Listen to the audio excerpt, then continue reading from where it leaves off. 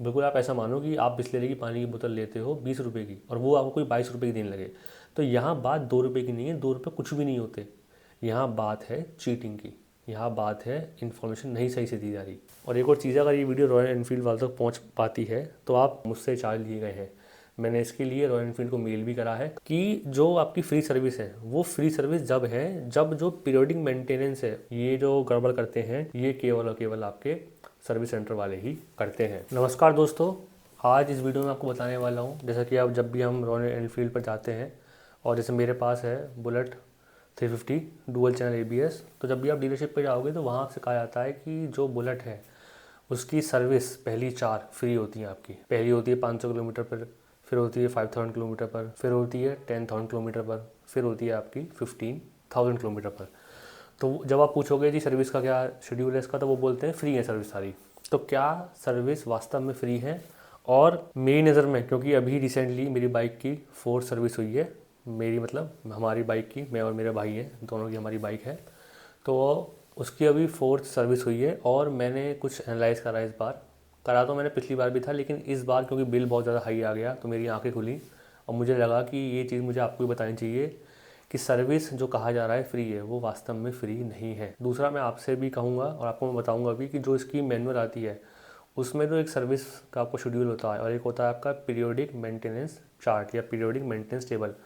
उसको आप ज़रूर पढ़ें मतलब मेरा कि जब भी आप जाएँ तो आप ये देखें कि अब मेरी सर्विस है 500 किलोमीटर की, तो उसमें क्या क्या काम होना है, क्योंकि बहुत से काम ऐसे होते हैं जो बहुत ज़रूरी होते हैं और सर्विस सेंटर वाले वो नहीं करेंगे जब तक आप उन्हें नहीं बताओगे, क्योंकि उनको क्या है, उनको केवल एक टारगेट है कि हमें दिन में कम से कम इतनी बाइक तो करनी है। और अगर वो सारे काम करेंगे जो सर्विस शेड्यूल में लिखे हुए हैं या फिर सर्विस मेंटेनेंस रिकॉर्ड में लिखे हुए हैं, जो आर रिकमेंड करता है कि सर्विस सेंटर वालों को ये काम करना चाहिए, अगर वो सारे काम करेंगे तो वो एक बाइक पे ही बहुत ज़्यादा टाइम दे देंगे और जो नंबर ऑफ़ बाइक्स में सर्विस करनी है वो कहीं ना कहीं उनकी कम हो जाएंगी। तो सबसे पहले मैं अपने लैपटॉप पर आपको बताता हूँ इनके हिसाब से कि सर्विस का जो फ्री सर्विस है उसका मतलब क्या है। इसके रिगार्डिंग मैंने रॉयल एनफील्ड को मेल भी करा था।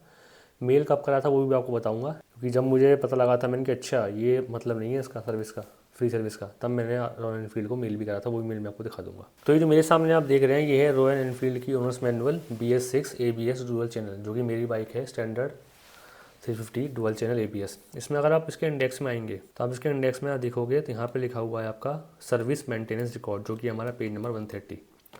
तो हम जाते हैं पेज नंबर 130 पर। 130 में आप देखोगे तो इसमें लिखा हुआ है first free service, second free service, third free service और फोर्थ फ्री सर्विस। हर सर्विस के बाद आपका स्टार लगा हुआ, उसमें डेज और किलोमीटर होते हैं। जो अर्ली आपका हो गया वहाँ पर आपको जाना पड़ता है। फॉर एग्जांपल आपके 500 किलोमीटर है, वो आपने कंप्लीट करे 30 दिन में, तो 500 किलोमीटर या 45 डेज, इन दोनों में जो जल्दी हो गया वो आपको जाना पड़ेगा। तो आपने 30 दिन में ही कर दिया आपके 500 किलोमीटर कंप्लीट, तो आपको सर्विस करवाने जाना पड़ेगा।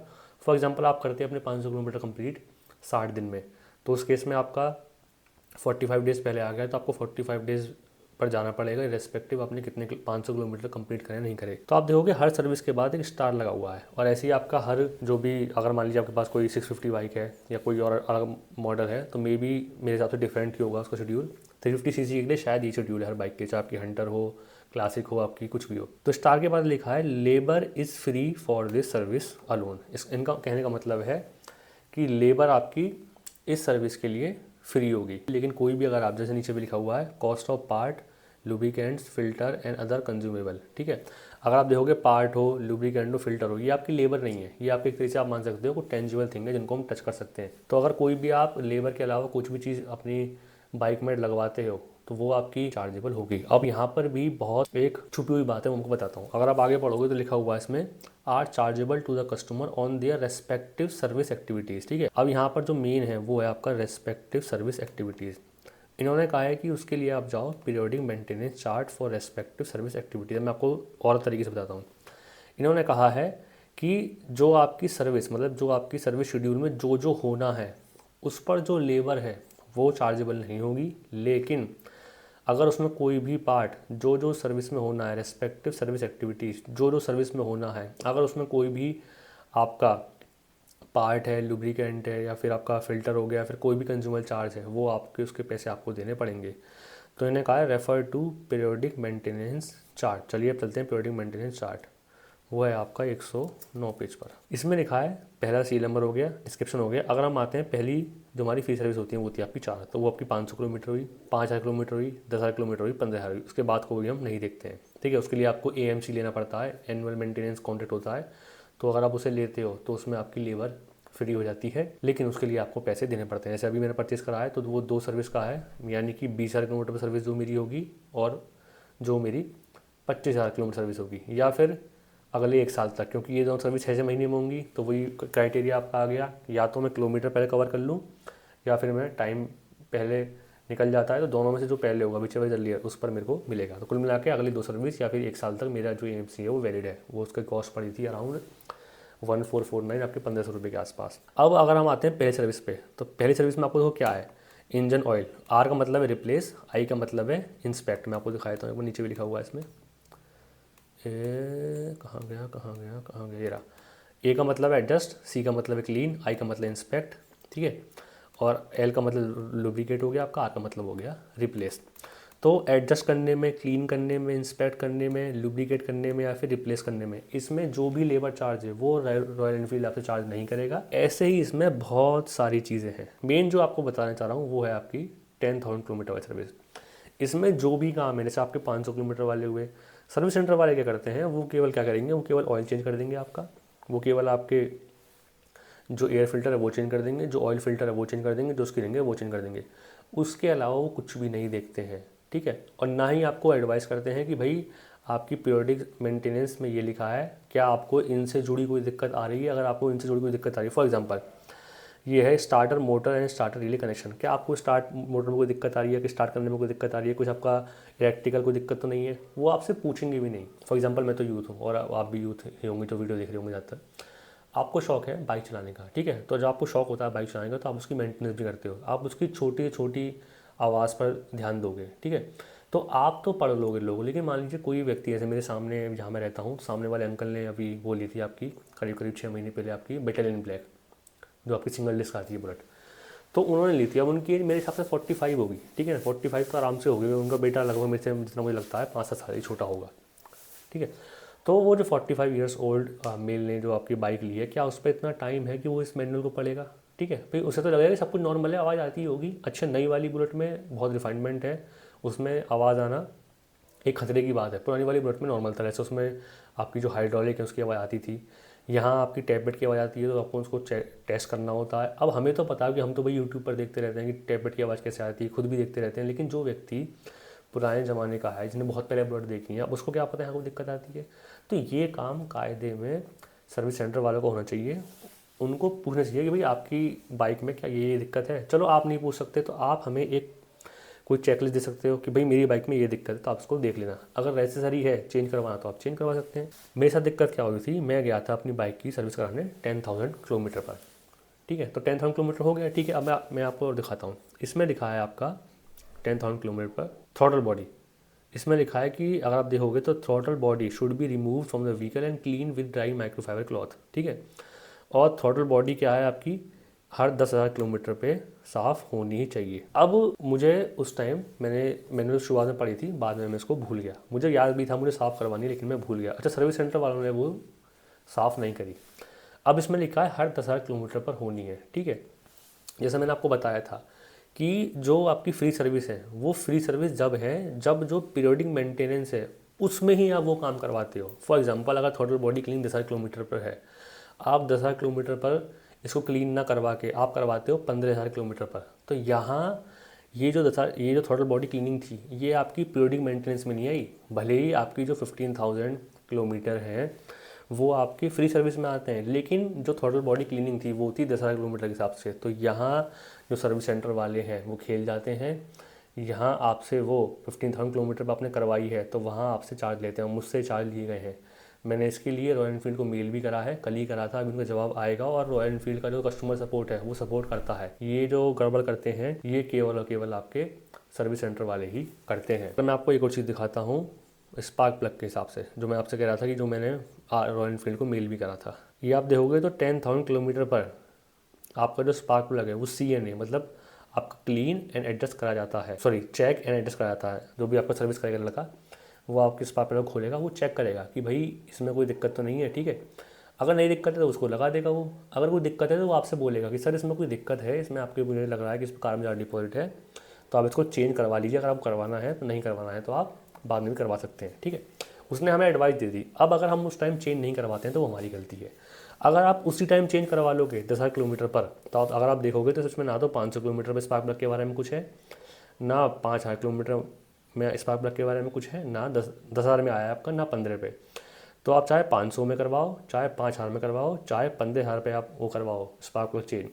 उस स्पार्क प्लग चेंज करने में आपके जो स्पार्क प्लग है उसके चार्ज जाएंगे ही जाएंगे, और लेबर चार्ज भी यहाँ आपसे सर्विस सेंटर वाले ले लेंगे। क्यों? क्योंकि आपकी पीरियोडिक मेंटेनेंस में ये लिखा था कि आपको 10,000 रुपये करवाना है। यहाँ गड़बड़ है, और ये वो आपसे पूछते नहीं है 10,000 किलोमीटर पे कि आपके लिए, से मैंने कहा एक टू डू चेकलिस्ट होनी चाहिए। एक चेकलिस्ट वो दें हमें हर, फॉर एग्जांपल मैं गया, भाई मेरी सर्विस है 5,000 किलोमीटर वाली, तो उन्हें मुझे 5,000 किलोमीटर के हिसाब से 5,000 किलोमीटर पर जो जो आपकी पीरियोडिक मेंटेनेंस टेबल में है उसकी एक चेकलिस्ट देनी चाहिए कि भाई आपकी बाइक में कुछ इससे इशू नहीं है।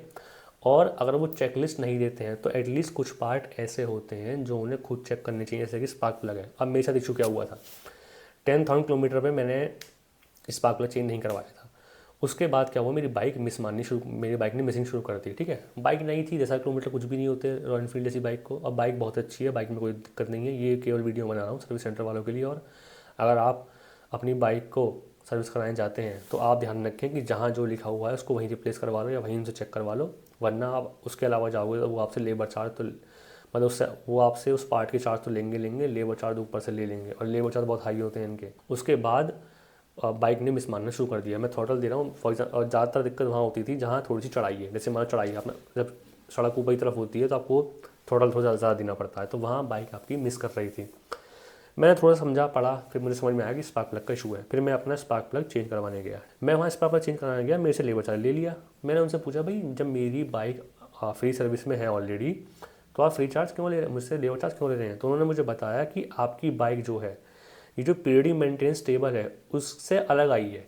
उससे अलग से मतलब है कि 500 किलोमीटर पर नहीं आई आपकी बाइक 5,000 किलोमीटर पर नहीं आई, आपकी बाइक 10,000 किलोमीटर पर नहीं आई, आपकी बाइक आई है 12,000, और 12,000 कहीं भी नहीं लिखा हुआ पीरियोडिक मेंटेनेंस टेबल में। फिर मैंने इसके रिगार्डिंग रॉयल एनफील्ड को मेल करा, वो भी मैं आपको दिखाता हूँ। मैंने उनसे सीधे सीधे पूछा कि recently I change my spark plug at Bulandshahr, उस टाइम बुलंदशहर था, वरना मेरी सारी सर्विस दिल्ली से ही होती है, अराउंड 10,480 किलोमीटर पर। सर्विस सेंटर वाले चाहते दिल्ली में ही वो 10,000 पर चेंज कर देते या पूछ लेते, लेकिन नहीं पूछा। तो मेरा क्वेश्चन है, डू आई हैव टू पे लेबर चार्जेस, क्योंकि उसमें लेबर चार्ज हुए थे, उसका भी मैं स्क्रीनशॉट लगा दूंगा आपके पास। तो मेरे पास आया है उनका जवाब कि भाई hope you are doing well from team का। इसमें जो मेन है वही है, ये पढ़ो आप। Please note that labour charges are applicable for all service except during free service interval. Free service interval क्या था आपका? 500, 5,000, 10,000, 15,000, ठीक है।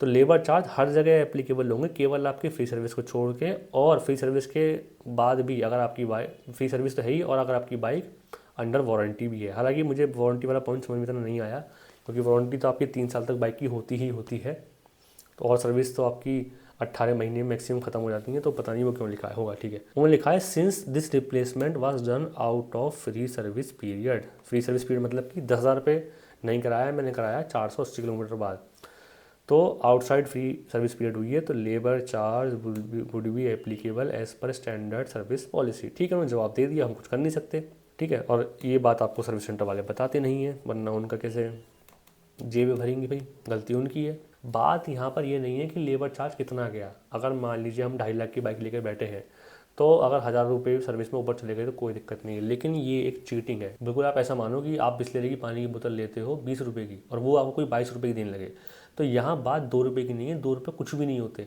यहाँ बात है चीटिंग की, यहाँ बात है इन्फॉर्मेशन नहीं सही से दी जा रही। तो इसीलिए मैं आपसे कह रहा हूँ कि आप जब भी अपने सर्विस सेंटर जाओ तो अपनी पूरी मैनुअल को पढ़ना, आप देखना कि क्या क्या काम होने हैं। अगर आपको कुछ समझ में नहीं आता है इसमें, फॉर एग्जांपल ये यहाँ पे लिखा है रियर व्हील कुछ ड्राइव रबर्स, आपको नहीं समझ में आता, आप इस मैनुअल को लो, इतने ही पेज को आप अपना PDF से स्प्लिट कर दो, ऑनलाइन टू PDF में बहुत सारी वेबसाइट आती हैं, एक नई PDF बनाओ 109 से लेकर 113 पेज तक जो इसमें लिखे हुए हैं, उसको डालो अपना आप ChatGPT में। ChatGPT से कहो कि भैया इस पेज से लेकर इस पेज तक जो भी ये CL नंबर 32 तो लिखा हुआ है, मुझे जो डिस्क्रिप्शन में लिखा हुआ है इसके, for example throttle body cleaning हो गई, ये क्या क्या होती हैं और बाइक में कहाँ कहाँ होती हैं, आप उससे पूछो और उनसे उससे सीधे कमांड देना, explain me in simple words. या भी आप हिंदी में कर सकते हो, तो हिंदी में भी सपोर्ट आ गया है कि मेरे को बहुत ही आसान भाषा में समझाओ, तो आपको चैट जीपीटी सब बता देगा, सब XYZ। फिर जब आपको बिल मिलता है इसका, तो उस बिल को भी आप एक बार देखो कि उस बिल में क्या क्या चार्ज है, उनसे सवाल पूछो कि भाई ये चीज़ें हैं, ये क्यों लगाई है आपने, आपका राइट है, वो आपके लिए बैठे हैं, आप उनके लिए नहीं हो। ये आपको समझनी पड़ेगी बात। अगर आप उस वक्त घबराते हो या ये सोचते हो कि भाई यार इतने रुपए की तो बात है, क्यों पूछूं, आप ये सोचो अगर सर्विस सेंटर वाले किसी भी एक व्यक्ति से 100 रुपये भी ऊपर चार्ज कर रहे हैं, तो कम से कम दिन में नहीं तो नहीं 20 बाइक तो आती होंगी, 2,000 रुपये पर दिन के हो गए, तो आपको बहुत कम बता रहा हूँ। और महीने में कितने हो गए आपके, 60,000 रुपये, भाई ज़्यादा भी हो सकते हैं, ये तो मेरे को बहुत कम बता रहा हूँ। अगर एक काम है, किसी का अगर बहुत बड़ा काम है, फॉर एग्जांपल मान लीजिए किसी का एक्सीडेंट हो गया, ठीक है, उसकी बाइक पूरी रिपेयर होनी है, वो ठीक है थोड़ा बहुत आप वो इंश्योरेंस से क्लेम कर लेगा, लेकिन फिर भी कहीं ना कहीं तो उसको चार्जेस पे करने पड़ेंगे। तो नंबर ऑफ़ आइटम बहुत ज़्यादा हो गए, तो हर एक पे भी 100-100 रुपये करा, तो 5,000 रुपये कहीं से निकाल लिए। ये गड़बड़ सर्विस सेंटर वाले करते हैं, और इसके लिए सबसे अच्छा सॉल्यूशन है वो है रॉयल एनफील्ड की ऑफिशियल मेल। वो मैं आपको लिख दूंगा, आपको दिख रही होगी स्क्रीन पर, इस पर आप मेल करो, पूछो उनसे कि भाई ये चीज़ें हुई थी तो क्यों हो रही हैं। रॉयल एनफील्ड आपको जवाब देगा और सही जवाब देगा, और अगर कुछ गलत है तो सर्विस सेंटर वालों को वो टाइट भी कर देते हैं, और सर्विस सेंटर वाले वास्तव में घबराते हैं कि कोई भी व्यक्ति रॉयल एनफील्ड पर मेल ना डाले, हमसे आगे बात कर ले। अगर आपको किसी भी सर्विस सेंटर के हेड का नंबर चाहिए हो, आपको वो नहीं देते हैं, तो आप रॉयल एनफील्ड को मेल डाल दो कि मुझे कुछ कुछ प्रॉब्लम थी, मुझे इस स्टाफ ने सपोर्ट नहीं करा, मुझे यहाँ का हेड से बात करनी है, जो भी यहाँ का मैनेजर है। आपके पास फटाफट मैनेजर कॉल आएगा और वो कहेंगे सर आप मेरा नंबर सेव कर लीजिए, कोई भी दिक्कत होती है तो आप मेल मत डालना, मुझसे बात करना, मैं दूंगा सोल्यूशन। चलिए लैपटॉप को तो करते हैं बंद। अब आपके दिमाग में क्वेश्चन आएगा कि भाई हम ऐसा नहीं करें कि हम जब पता है हमको तो हम अपनी बाइक को बाहर सर्विस कराएं, बहुत अच्छे अच्छे मैकेनिक बैठे हैं, और दिल्ली में तो खासकर से बहुत बढ़िया बढ़िया मैकेनिक बैठे हैं। सवाल है कि आप बाहर से सर्विस करा भी लोगे, तो जो आपकी इंजन की वारंटी है वो रॉयल एनफील्ड उसको नहीं मानेगा, और इंजन में अगर काम आ गया तो कम से कम खोलने की, जो मैंने सर्विस सेंटर वाले से लड़के से बात करी थी, वो सर्विस कर रहा था, वो कह रहा था सर अगर एक बार इंजन खुल जाता है तो बहुत हाई चार्ज आते हैं, कम से कम 30K to 50K, मतलब 30,000 रुपये से 50,000 रुपये आपको पे करने पड़ जाएंगे। तो इसलिए इसी डर से कोई भी व्यक्ति बाहर सर्विस नहीं कराता है, ठीक है, और करानी भी नहीं चाहिए। This is not the solution. Solution हमारा यही है कि हम आरई को मेल करें, उनसे पूछें। और एक और चीज़ है, अगर ये वीडियो रॉयल एनफील्ड वालों तक पहुंच पाती है तो आप की एक चेकलिस्ट जब भी कोई व्यक्ति जाता है अपनी बाइक की सर्विस कराने, तो उसको वो दी जाए। आपकी जो पीरियोडिक मेंटेनेंस है उसके हिसाब से ये काम आपका होना बनता है। तो क्या ये काम कर दिया जाए या नहीं कर दिया जाए, तो वो उस पर होना चाहिए। एक व्यक्ति वहाँ बैठा हो, नहीं हो, तो जैसे आपने DIY की अपनी चैनल पर वीडियोज़ डाल रखी हैं, तो इसी तरीके से आप वो वीडियोस भी डालें कि इनका मतलब ये है। क्योंकि भैया हो सकता है हर सर्विस सेंटर पर कोई व्यक्ति बिठाना पॉसिबल है नहीं कि इसका मतलब ये है, इंजेक्टर होस का मतलब ये है। अगर आपकी कोई रियर कैलीपर या ब्रेक के कैलीपर में कुछ काम होता है तो वहाँ लिखा होता है लेबर में इंक्लूसिव ऑफ ब्लीडिंग का मतलब क्या है, तो उसे समझाने के लिए भी कोई व्यक्ति होना चाहिए। तो वो हर सर्विस सेंटर के लिए मैं नहीं मानता पॉसिबल है, क्योंकि बहुत ज़्यादा चार्जेस रॉयल एनफील्ड को पेयर करने पड़ेंगे। तो एटलीस्ट आप वीडियो डाल सकते हैं। तो यही था इस वीडियो में, मेरे हिसाब से मैंने जितने पॉइंट है वो सब कवर कर दिए होंगे। अगर आपका कोई डाउट है और आपको कोई लगता है कुछ पार्ट मैंने छोड़ दिया है, ठीक है, तो वो आप मेरे को बता सकते हैं, मैं उस पर एक अलग वीडियो बनाने की कोशिश करूँगा। और कुछ चीज़ें मेरे साथ अभी हुई हैं लेबर चार्ज वाली, जो मेरे को अभी रॉयल एनफील्ड से बात चल रही हैं, और कुछ पार्ट पर भी मेरे को ओवर चार्ज हुआ है, तो उस पर भी मैं आपको वीडियो बना कर दे दूँगा। सर्विस सेंटर का नाम मैंने इस वीडियो में नहीं लिया है, और जब तक नहीं लूँगा जब तक मेरा ये सॉल्यूशन चल रहा है। अगर ये सॉल्यूशन नहीं होता है तो मेरे को सर्विस सेंटर का नाम भी यहाँ लेना पड़ेगा। सर्विस सेंटर वाले सपोर्ट कर रहे हैं, रॉयल एनफील्ड सपोर्ट कर रहा है, तो इसलिए मैं यहाँ नाम देना नहीं चाह रहा, केवल इनडायरेक्ट मैसेज देना चाह रहा हूँ सर्विस सेंटर वालों को भी, और जो मेरे भाई देख रहे हैं उनको भी, कि भाई अपनी जो मैनुअल है वो आपको पढ़नी पड़ेगी, जो काम है वो आपको करवाना पड़ेगा। ये अगर नखरे दिखाते हैं, जैसे कि मान लीजिए टैपेट की सेटिंग होनी होती है आपकी, ठीक है, ये नखरे दिखाते हैं नहीं जी मैं तो चेक करूँगा। जैसे 10,000 किलोमीटर मेरे साथ हुआ था, टैपेट वाली बात आ गई, तो मैंने कहा था भाई इसके टैपेट चेक कर लेना आप, इसमें आवाज़ आ रही है। तो उसने कहा नहीं भाई साहब बिल्कुल आवाज़ नहीं आ रही, बिल्कुल ठीक है। मैंने कोई बात नहीं, अगर ठीक भी हो तो आप मेरी तसल्ली के लिए कर लीजिए। तो उसने खोल के करा, वो एक बार में नहीं करेंगे, आपको करवाना पड़ेगा, और उनका वो काम है, वो उसको करेंगे ही करेंगे। वो आपसे मना नहीं कर सकते, क्योंकि उनको लग रहा है, आपको लग रहा है तो आप चेक करवाइए। जब मैंने चेक करवाया था टैपेट ओके थे, लेकिन फिर भी मेरे को संतुष्टि तो हुई ना, भाई मैं कस्टमर हूँ, मेरा राइट बनता है कि मैं उनको बताऊँ और वो काम करें। ठीक है, तो यही था इस वीडियो में, मिलते हैं आपसे बहुत अगली वीडियो में। तब तक के लिए अपना हेलमेट पहने, तरीके से बाइक चलाएं, ओवरटेकिंग करें तो देख के करें, पीछे भी देखें, और प्लीज़ अपने रियर व्यू मिरर का इस्तेमाल करें। मैं ये देखता हूँ दिल्ली में खासकर से, दिल्ली में जब सुबह सुबह आप निकलते हो तो बहुत ज़्यादा ट्रैफिक रहता है, और उसमें आपके रियर व्यू मिरर बहुत काम करते हैं। तो प्लीज़ हाथ जोड़ कर रिक्वेस्ट है कि रियर व्यू मिरर ज़रूर अपना लगाएं बाइक में, और हेलमेट पहनें और अपना आराम से बाइक चलाएं। नमस्कार।